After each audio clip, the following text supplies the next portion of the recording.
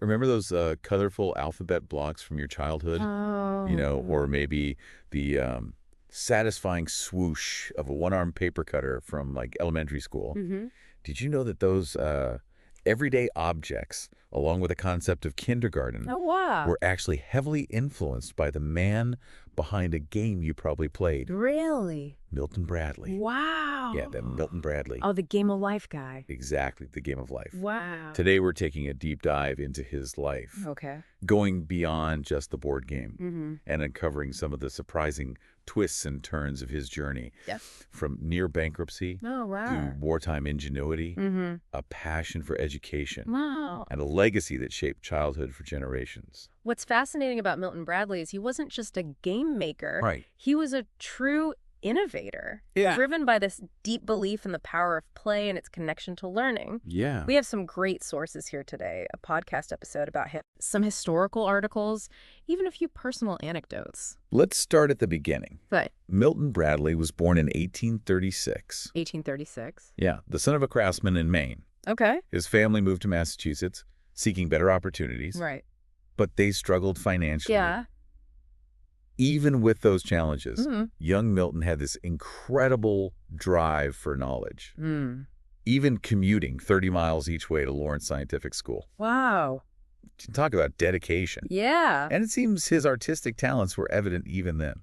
It's interesting to consider how these early experiences might have shaped his entrepreneurial spirit. Yeah. I mean, think about it. Yeah. His first job was incredibly audacious. Yeah. He walked into a locomotive company with absolutely no experience as a draftsman Really? and somehow convinced them to hire him. Wow. Was it sheer luck, Right. raw talent, or maybe a glimpse of the persuasive charm that would later help him sell his games and educational ideas? That boldness definitely seems to be a recurring theme. Take the story of the Lincoln lithograph. Oh, yeah. He printed hundreds of thousands of portraits, Wow. investing heavily in this venture, Uh-huh. only to have Lincoln grow a beard after winning the election, Oh, no. making all those portraits instantly outdated. That incident speaks volumes about the importance of timing and adaptability in business. Right. You have to be able to adjust to unexpected changes. Yeah. I'm sure many of us navigating our own careers and lives Yeah. can relate to that feeling of having the rug pulled out from under us. It's a great reminder that even the best laid plans sometimes need to change. Yeah.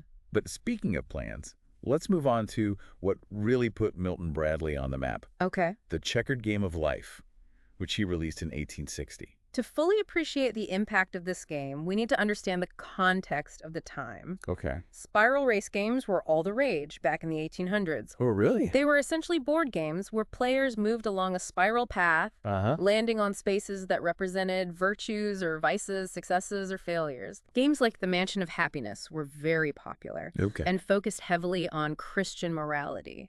So you're telling me the Checkered Game of Life wasn't just about getting a fancy car and a big house? Not exactly. Right. It was still moralistic, Mhm. with players facing choices that could lead them toward success or ruin. Right. But what set Bradley's game apart was its secular approach. Interesting. The goal was to achieve happy old age, Okay. not necessarily a place in heaven. And there were some pretty intense spaces on that board. Oh, yeah. I mean, suicide was a possible landing spot. Wow.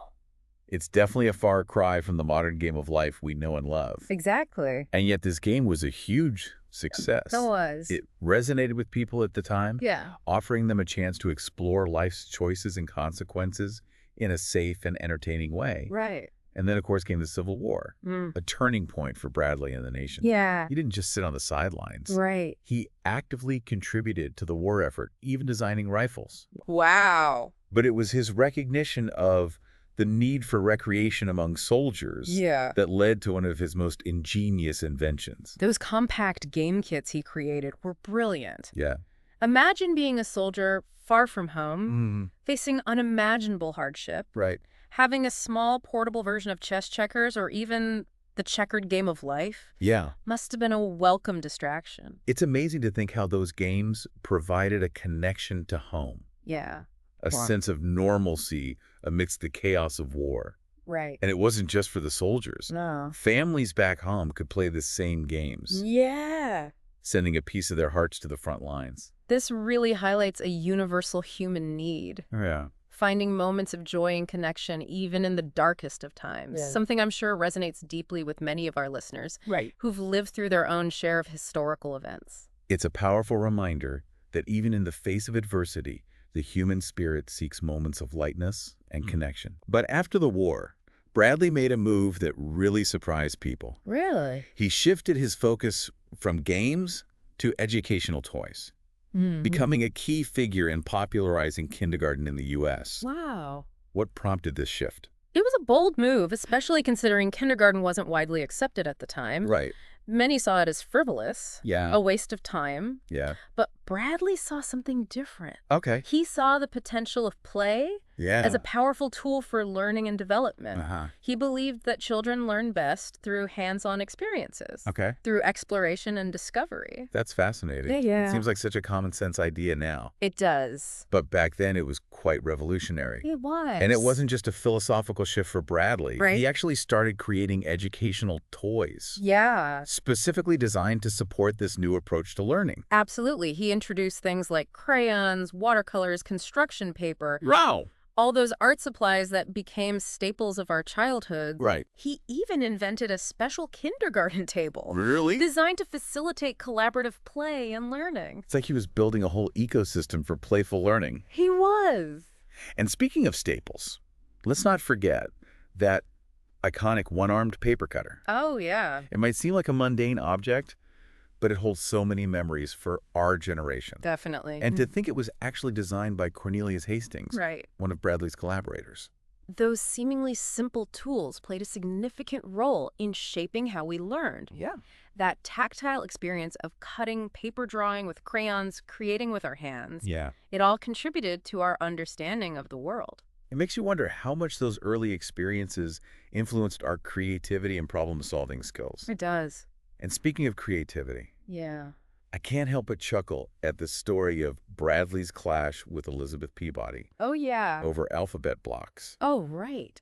She was a pioneer in early childhood education, She was. yet she opposed the use of letters on blocks, believing they would stifle imagination. Even visionaries can disagree. Right? It's a reminder that progress often involves challenging established norms. Yeah. But Bradley saw the value in letters as tools for both play and learning. Right. And look at us now. Yeah. Alphabet blocks are practically a rite of passage for toddlers. They are. He had a vision, and he stuck to it, even when facing opposition from a leading figure in the field. And it's not just the blocks. Right. His whole approach to kindergarten was initially unpopular with his business partners. Oh, really? They thought it was too risky, Mm. too far removed from the company's focus on games. It's a testament to Bradley's conviction. Yeah. He saw a need, he believed in his vision, Hmm. and he pursued it despite the doubts of others. Wow. And ultimately, it paid off. He did. He helped change the landscape of early childhood education in America. It's inspiring to see how one person's passion and determination can have such a lasting impact. But let's shift gears a bit and talk about the evolution of the checkered game of life. Okay. How did we go from a game about moral choices and potential pitfalls like suicide Yeah. to the modern game of life focused on financial success? Right. It seems like quite a transformation. It really does reflect broader societal shifts. Okay. The 20th century saw a growing emphasis on materialism, on achieving the American dream, Right. which became increasingly tied to financial wealth. Yeah. The game adapted to reflect those changing values, becoming less about moral virtue and more about accumulating wealth and climbing the social ladder. Which is fascinating because even though the theme changed the game's core mechanic, Yeah. that spiral pass we all know and love remained. Bit- It's like the game itself represents that journey through life with its inevitable twists and turns, its ups and downs. And it raises a question. Oh, Did the game simply reflect those changing values? Yeah. Or did it actively shape them? Do we play the game of life because we aspire to financial success? right. Or does playing the game reinforce those aspirations? It's a bit of a chicken or the egg situation. It is. That's a really thought-provoking question. It is. It makes you wonder about the subtle ways in which games can influence our perceptions and values. Yeah. And it's amazing to think that this game, with its roots in 19th century morality, has become such a cultural touchstone. It has. It even earned a place in the National Toy Hall of Fame. And it's still evolving. Oh, yeah.